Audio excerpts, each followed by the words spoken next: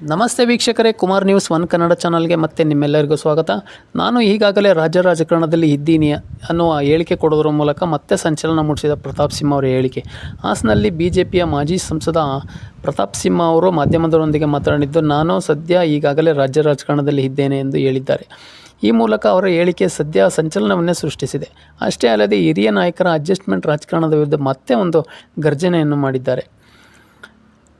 ಇಲ್ಲೇ ಇರುತ್ತೇನೆ, ಮೈಸೂರು ನನ್ನ ಕರ್ಮಭೂಮಿ, ಇಲ್ಲೇ ಇರುತ್ತೇನೆ ಎಂದು ಮಾಜಿ ಸಂಸದ ಪ್ರತಾಪ್ ಸಿಂಹ ಅವರು ಹೇಳಿದ್ದಾರೆ. ನಗರದಲ್ಲಿ ಮಾಧ್ಯಮದವರೊಂದಿಗೆ ಮಾತನಾಡಿದ ಅವರು, ದೆಹಲಿಗೆ ಹೋಗಬೇಡಿ ಎಂದರೆ ಅರ್ಥ ಇಲ್ಲೇ ಇರು ಎಂದರ್ಥ ಎಂದು ಹೇಳಿಕೆ ಕೊಡೋದ್ರ ಮೂಲಕ ಮತ್ತೆ ಒಂದು ಸುದ್ದಿಯಲ್ಲಿದ್ದಾರೆ.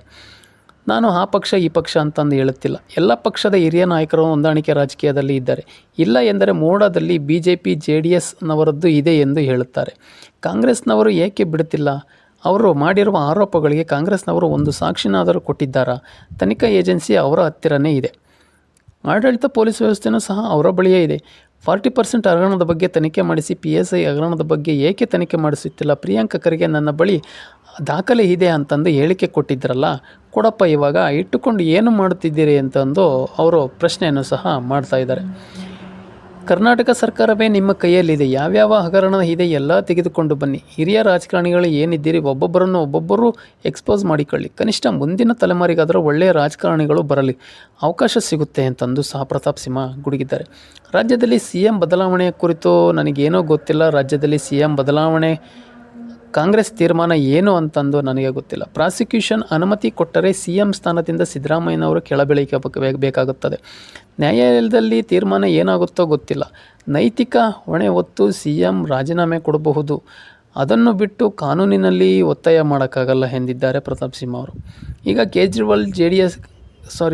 ಕೇಜ್ರಿವಾಲ್ ಅವರು ಜೈಲಿನಿಂದ ಆಡಳಿತ ನಡೆಸುತ್ತಾರೆ.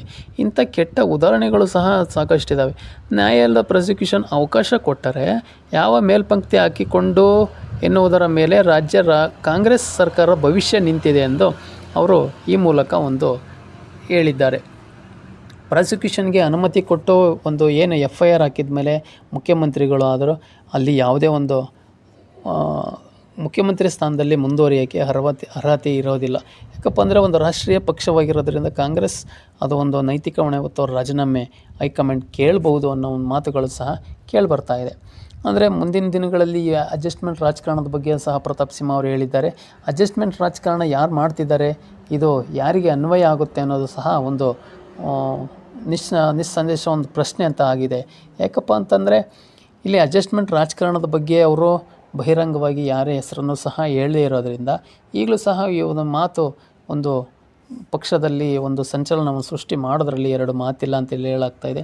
ಪ್ರತಿ ಸಲನೂ ಪ್ರತಾಪ್ ಸಿಂಹ ಅವರು ಈ ಅಡ್ಜಸ್ಟ್ಮೆಂಟ್ ರಾಜಕಾರಣನ ವಿರೋಧಿಸ್ತಾನೆ ಬಂದಿರತಕ್ಕಂಥ ನಾಯಕ ಆಗಿರೋದ್ರಿಂದ ಮೈಸೂರು ನನ್ನ ಕರ್ಮಭೂಮಿ, ನಾನು ಅಲ್ಲೇ ಇರ್ತೀನಿ, ಇಲ್ಲೇ ರಾಜಕಾರಣ ಮಾಡ್ತೀನಿ, ನಾನು ರಾಜ್ಯ ರಾಜಕಾರಣದಲ್ಲೇ ಇದ್ದು ಇನ್ನು ಮುಂದೆ ರಾಜಕೀಯವನ್ನು ಮುಂದುವರಿಸ್ತೀನಿ ಅನ್ನೋ ಒಂದು ಹೇಳಿಕೆ ಕೊಡೋದ್ರ ಮೂಲಕ ಮತ್ತೆ ಒಂದು ಸುದ್ದಿಯಲ್ಲಿ ಇದ್ದಾರೆ ಅಂತಲೇ ಹೇಳಲಾಗ್ತಾಯಿದೆ. ನಮ್ಮ ಮಾಹಿತಿ ನಿಮಗೆ ಇಷ್ಟ ಆಯಿತು ದಯವಿಟ್ಟು ನಮ್ಮ